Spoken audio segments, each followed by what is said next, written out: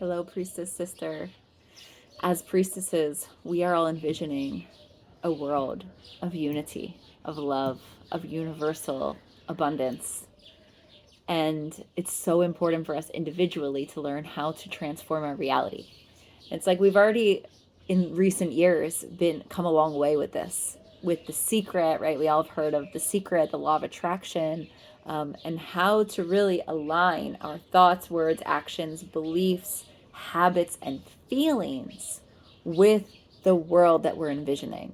And now more than ever, it's so important to collectively and personally visualize the world that we want to see, that we know is possible. And even through challenging moments, we understand that we're big wave surfers, that there's a big change coming on our planet and there's important work to do. And so when we move through challenges, like I've been so much lately, and we're in eclipse season right now in 2024. And so it's the time of a lot of shadow work, a lot of old stuff moving out. And so as we can move through those challenges with grace, right? And remember that challenges bring gifts, challenges bring magic and strength. Then we can really keep our eyes focused on the world that we're creating together. And that's been my big reminder for the last few days. In the moments of deep darkness and despair and angst, just feeling like, okay, what kind of world are we creating? And so we've learned through the work of Dr. Joe Dispenza, for example, how to meditate and visualize our reality that we want and feel as if that reality already exists.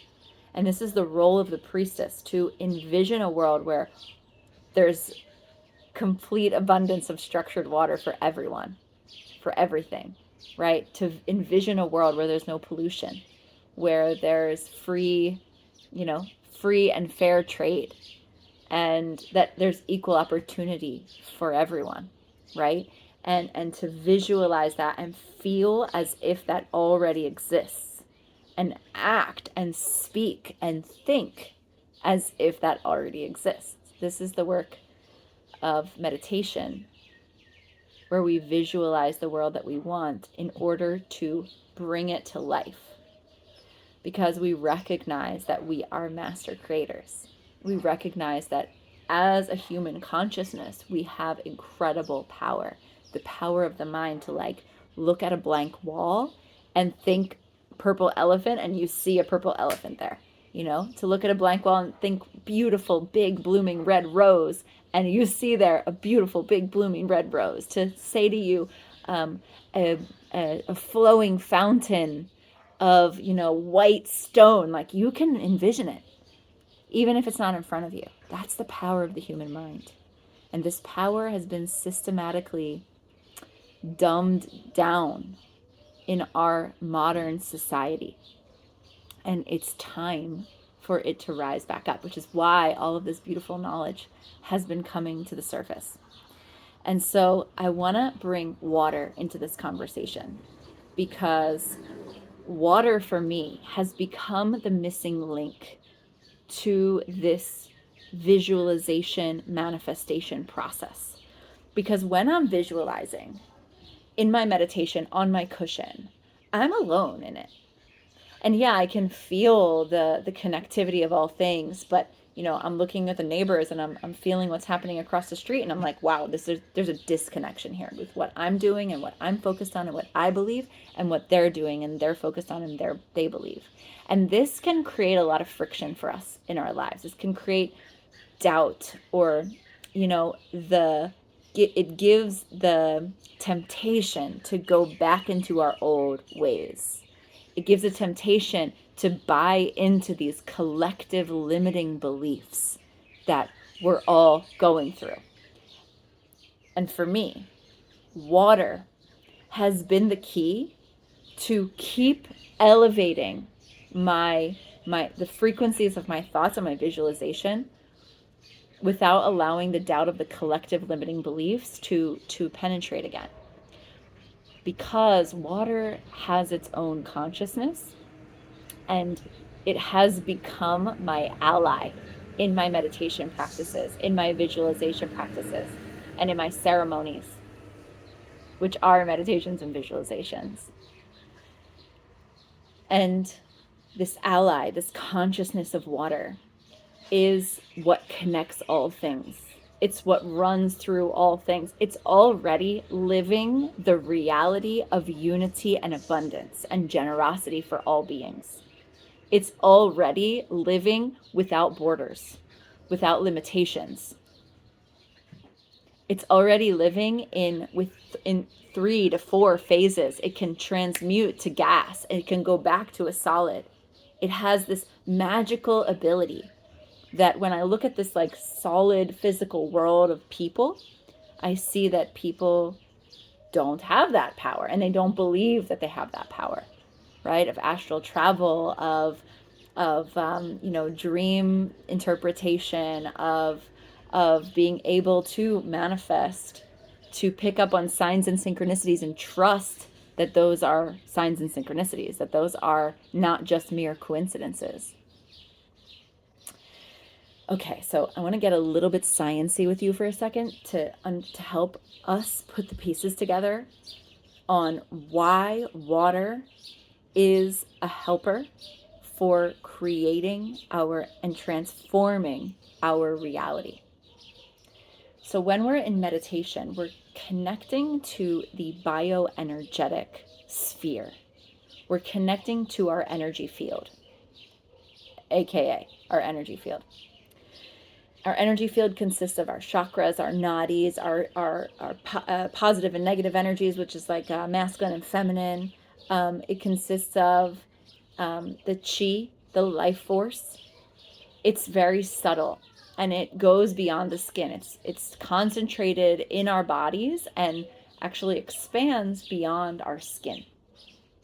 And so when we're meditating, we're tuning into our bioelectric body, and we are using that energy body to visualize and to become an attraction, a magnetic point for what it is that we're desiring, what it is that we're believing in, what it is that we want to create.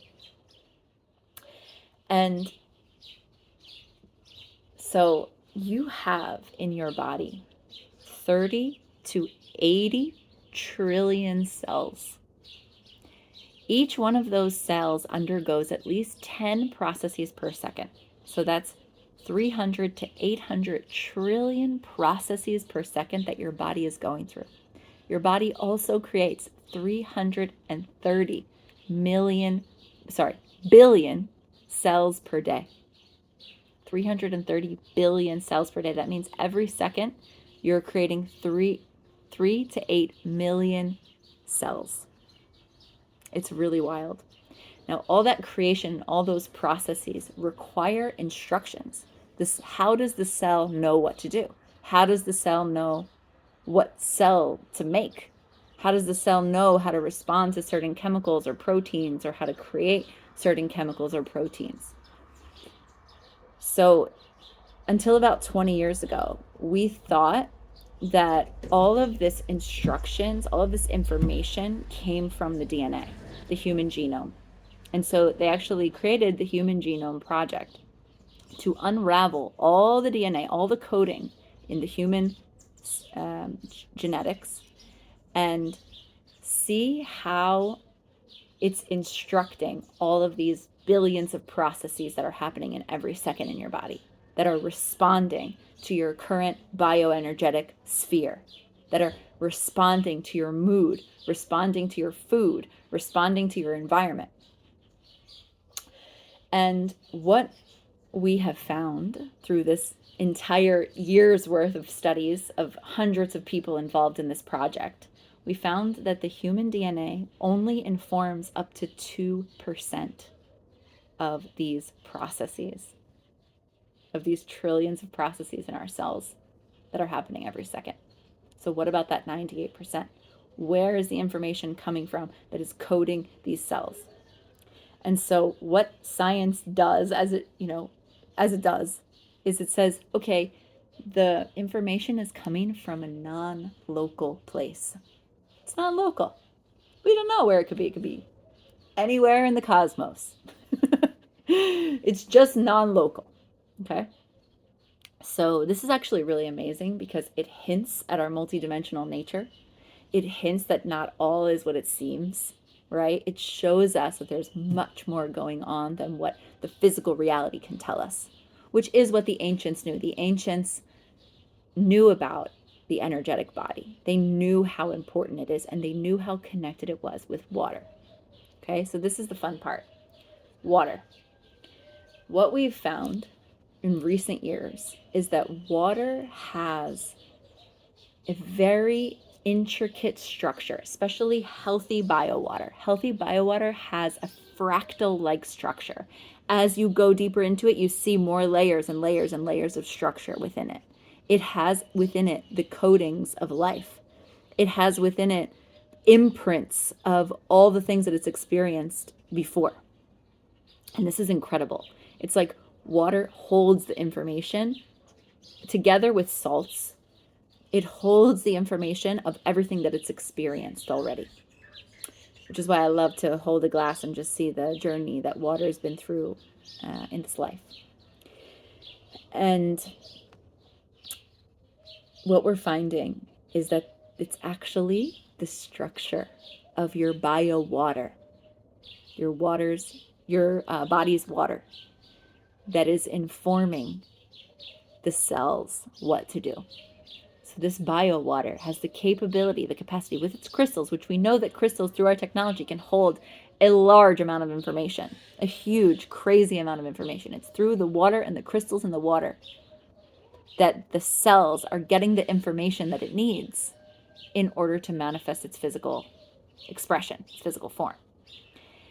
And so we can then assume that when we meditate and when we focus and visualize and feel a new reality, that is being coded in our energy body and transferred to our physical body, into this physical reality through water. And there's water in the air. Every breath that you take has water molecules in it. It's everywhere. It connects me. The water connects me with the plants over there and the trees over there. And so as I'm visualizing this world that I want to create, and I'm doing it through the awareness and the consciousness of water as an ally, I'm empowering my manifestation. And it's no longer just me. It's me with everything else. It's me infinitely connected to the whole, on the earth and beyond. And the implications of this are huge. And the journeying that we're going to be doing with this knowledge and this awareness in Wellspring, the water journey course, is going to be so, so epic. We're going to use this knowledge, this awareness, and this manifesting tool to connect with the oceans, the lakes, the rivers, the ice, the springs, the rain. And that every time you interact with water, it will be a reminder to visualize that reality that you're creating, to bring forth your soul desires and soul gifts, because they are so needed in this beautiful liquid embrace that we're in on earth. So I'm warmly inviting you to go deeper with me in Wellspring. We start April 14th. We're going through a 12-week journey to water. Every other week is a ceremony, and every other week is a group discussion and teaching, where we'll learn more information about water. We'll weave our water wisdom together, because your body is 99.6% water molecules or more. So you have water wisdom in you. So we're going to extract that water wisdom. We're going to help you feel your own teachings, your own soul gifts, your own way. And then bringing that way to life through the arts and the practice and the path of the priestess. So it doesn't matter what priestess path you're on. It doesn't matter if you identify yet as a priestess. I know you are if you've made it this far to the video.